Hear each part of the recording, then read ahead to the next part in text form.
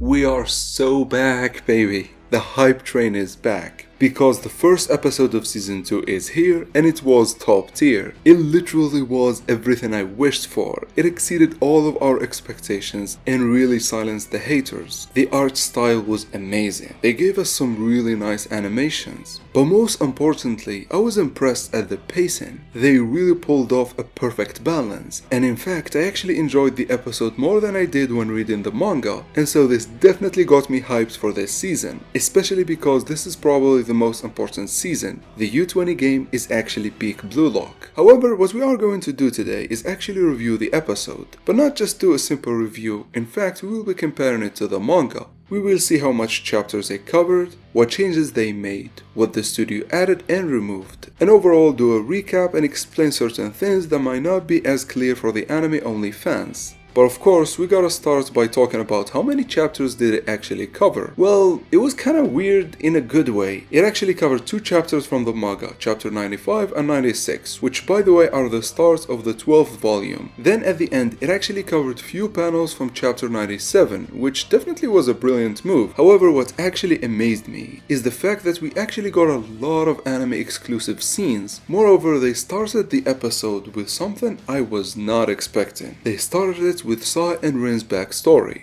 Or at least they're falling off. They didn't give us everything. However, they gave us the day Sai crushed Rin, and actually kinda explained why Rin is so set on beating Sai. Now you have to understand, this backstory was actually in a flashback that was actually explored in the midpoint of the U20 game, which as I said, I think it was a brilliant move to give us this little teaser. This way it sets the bar high to what we should expect, because, and I'm going to say it here, the main protagonist of this season is not going to be Isagi, it's actually going to be Rin. I mean, it was obvious because Sai is going to be the final boss with the U20 team, and even though Isagi will remain the protagonist on paper, trust me, Rin will have most of the screen time, which by the way was such a brilliant move from the writer, since in order to introduce a new level, he actually went and focused on the player ranked number 1, which is Rin. But in any case, back to Sai versus Rin. As I said, this sets the expectation of what we should expect from this season. But also, I gotta say, anime is different than the manga. You see, the manga is continuous, and so the story is flowing well. However, since the anime is season based, I think doing something like this, I think lighting a fire at the start of season 2 is a brilliant move, and I am all here for it. And so let's actually explore what happened between Sai and Rin. You see, it starts in a wintry scene with snow falling, where Sai tells Rin that he can no longer continue to share his dream with Rin. And I'm not going to explain anything about this dream because we are going to enter spoilers territory, which don't worry guys, I'll be avoiding any spoilers. At most, I'll be giving you hints or things to focus on, but I will not spoil anything, so for the anime only fans, you are safe. In any case, Sai seems to have a luggage, which only means that he just got in from Spain. However, instead of going home, he actually went to where Rin is training. Now in the manga, what transpired between Rin and Sai here was actually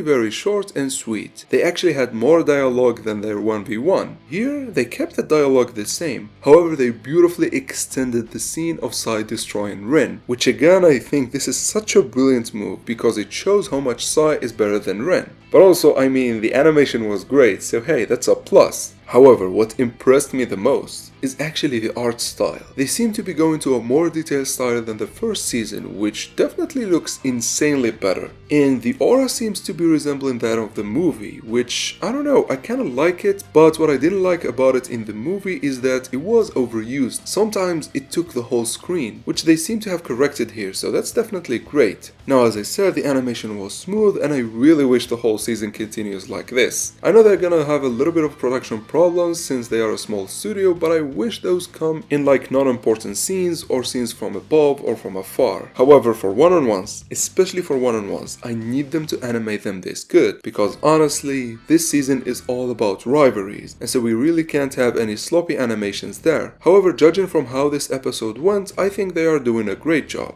In any case, Sai tells Rin what the hell you've been doing in the 4 years that I left you alone, which as you all know, Sai was scouted by Real and he spent 4 years in Spain before coming back. However, as you can see with the look on his face, he seems to be destroyed. Something bad happened in Spain that changed Sai this much. And don't worry, this hasn't been explored in the manga yet, so this is not really a spoiler. For all we know, Sai could have been just tired.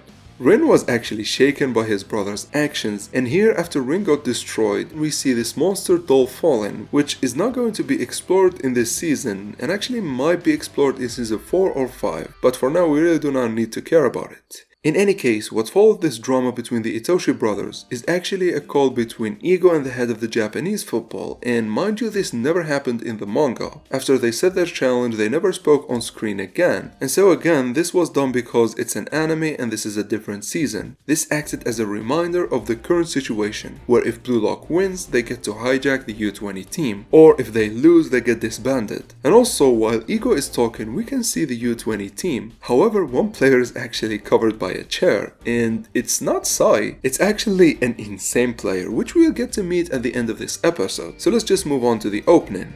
Now, the art style of this opening, man, I did not expect them to go this hard on the opening. I mean, don't get me wrong, the openings of season 1 were insane, especially the second one. However, this is a new level, like the whole dry paint style is insane. And I'm not going to lie, even though it had a lot of CGI, I did not mind it because it was covered by the art style, so it really did not ruin the experience. In fact, I only have an issue with one scene, which is the hand here. I feel if it was drawn, it would have been much better, especially because it's just one scene. But in any case, what I loved about this opening, in addition to the art style, is actually how little it spoils. Most of the information or most of the scenes we get are actually, well, either given or to be expected. For example, Sai and Rin playing together as kids, and the broken glass signifying their broken relationship, everything we could deduct on our own, so I really loved this. Then, I kid you not, this opening really got me jumping. Man, some of these scenes are insane. First, we got a lot of scenes from the Blue Lockers, however then we get one insane shot of this new player, and this is actually the player that was covered by a chair. Now, I don't want to reveal who he is and what he will be doing yet until the end of this video. In addition to Sai, this is the MVP of the U20 team, and actually him showing first in the opening just gets me excited, man.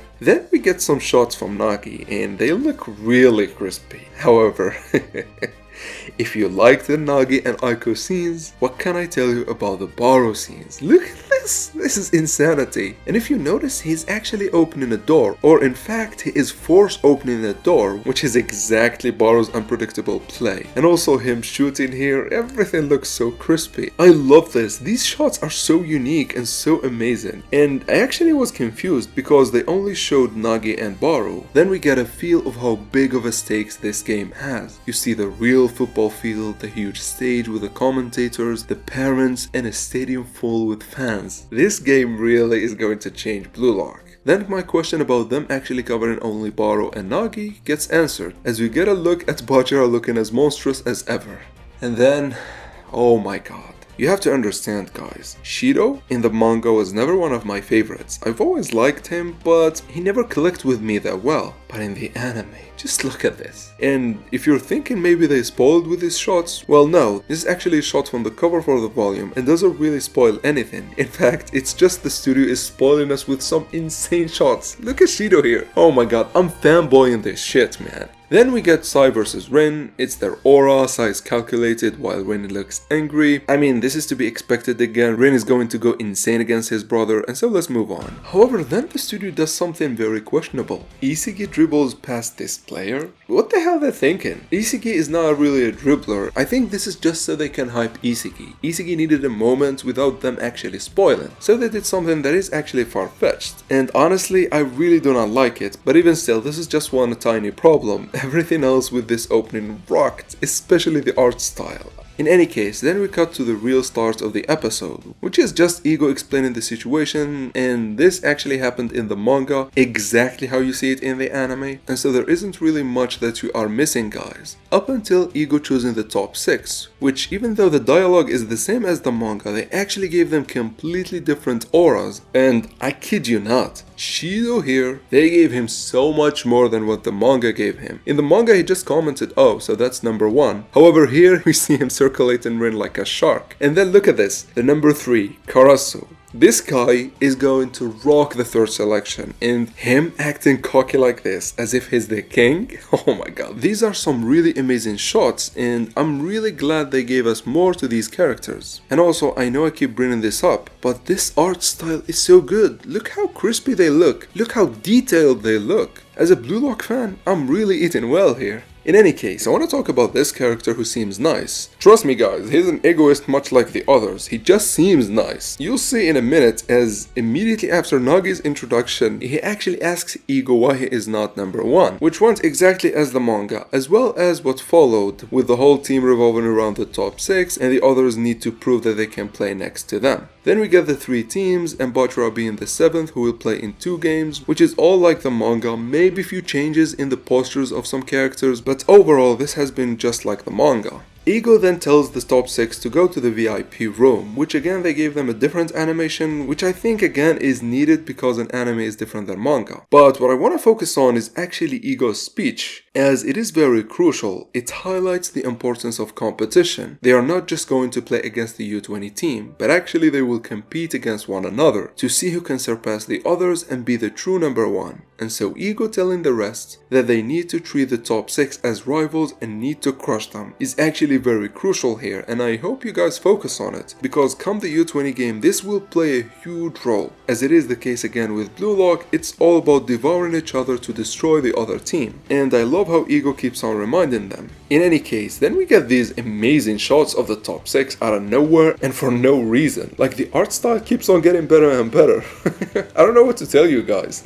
I know I talk about it a lot, but I really loved it. In any case, then we get to the players choosing a team, and basically everything went according to the manga. For example, the dinner scene, there was one change, which is Igagori actually being afraid of Shido, where it really did not happen in the manga. Igagori actually did not address the situation with Kunigami at all. And in fact, at this point, I was expecting them to cover it. I was expecting that in this episode they will cover how Shido eliminated Kunigami, which by the way should have happened in the first season. However, they did not cover it there, nor in this episode, which is definitely curious. I think maybe they are keeping Shido's playing style a surprise, which I definitely agree with, even though I would have loved for them to cover Kunigami one last time. But in any case, that's neither there nor here. For now, we actually move to another anime exclusive scene, which is the top 6 being alone. You see, this has never happened, and I think this is a brilliant addition. Not only did it flush out their relationship and personalities more, it actually gave some screen time to some characters that I think the manga did not give enough. In fact, I'm talking just about one player, which is Otoya. I think them giving him this cool mentality really fits with him, and I think this addition really flushed him out. But if we want to talk about a character that destroyed the competition, a character that stole the spotlight, we need to talk about Shido Ryusei. You see, this whole fight with Rin never happened. Him antagonizing him or threatening him never really happened. The scene immediately starts with Ego talking to them. However, seeing Shido act like this, seeing how crazy he is, it's actually a great addition. Especially because if you notice, he only targeted Rin and not the other players, because Rin was the only player deemed to be better than him. In any case, this altercation between Rin and Shido actually holds much more value than what meets the eye. You see, since they are number 1 and number 2, it's not going to be a striker clash come the U20 game. In fact, it's going to be an ideology clash, which I loved how the anime started showing this early. Then again, Ego's speech is actually the same as in the manga, however, I still think we need to cover it because it holds so much value. You see, Ego told them that they should consider themselves above the rest, and that they should not let anyone surpass them. This is so they do not get lazy after reaching the top 6, which honestly is a brilliant move from Ego. Sometimes I really think he cares a lot about them. He knows what to give each player at his own stage, and I honestly has always been fascinated by him. However, enough about this scene, and actually let's move to one of the most important scenes of this episode, which is Ryo and Isagi's conversation. You see, Rin to Isagi is exactly what Nagi is to Ryo.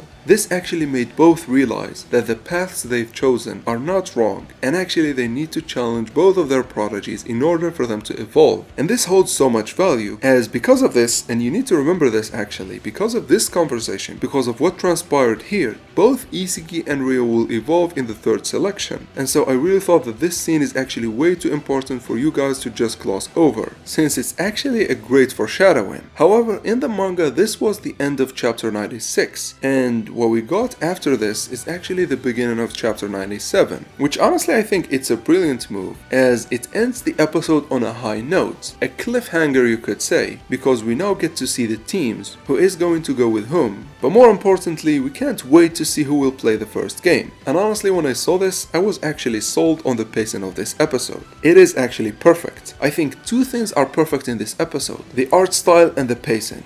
However, the episode did not end yet, because we actually got another anime exclusive scene, which honestly I wish it was included in the manga, because it showed the relationship between the coach and the head of the Japanese football, as well as their nature and their hatred for ego. But more importantly, it got us introduced to Oliver motherfreaking Aiko, captain of the U20 team. When I tell you guys, this guy is going to blow your mind, and he single-handedly added so much to this game that I think he's one of the main pillars of its success, and so honestly this was such a treat, and I think ending the episode on this was just perfect. They started the episode with the first antagonist and ended it with the second. However, this concludes our review of the episode. I really hope you enjoyed, and tell me guys what do you think of the episode in the comments. With that being said, until next time, thank you for watching.